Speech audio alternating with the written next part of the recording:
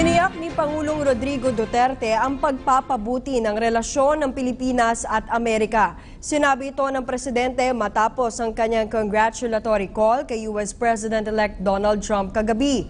Nagpaabot din anya ng pagbati si Trump para sa mga Pilipino. Ayon sa Pangulo, tiwala siya na magiging isang mabuting Pangulo ng Amerika si Trump. Kaugnay nito, napag-usapan din ng dalawang lider ang imbitasyon ni Trump na bumisita si Pangulong Duterte sa New York at Washington DC sakaling nasa Estados Unidos ito. Bilang tugon ay inimbitahan din ng Pangulo si Trump na dumalo naman sa 2017 ASEAN Summit kung saan host country ang Pilipinas. Samantala, sinabi rin ng Pangulo na hangad ni Trump ang tagumpay ng administrasyon sa kampanya nito laban sa iligal na droga. Nauunawaan anya ni Trump ang paraan ng pagpapatupad ng kampanya at tiwala ang Pangulo na hindi manghihimasok ang bagong presidente ng Amerika sa panloob na usapin ng bansa. The President-elect Trump wishes to extend his warmest regards to the Filipino people. And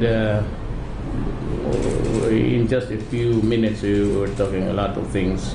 He was quite sensitive also to our worry about drugs, and he wishes me well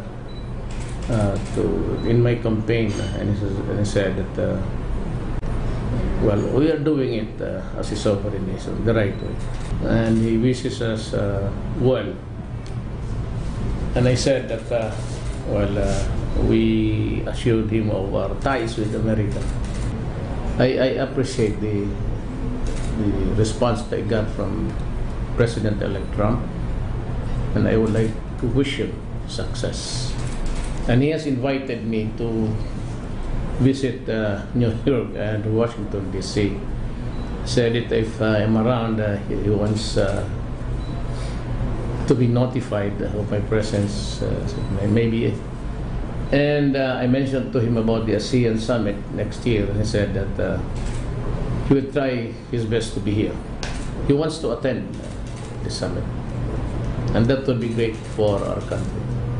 I could sense a good rapport, an animated President-elect Trump, and I said he was wishing me success in my campaign against the drug problem. He understood the way we are handling it, and he said that there's nothing wrong in protecting his country. It was a bit very encouraging in the sense that I suppose that what he really wanted to say was that we would be the last to interfere in the affairs of your own country.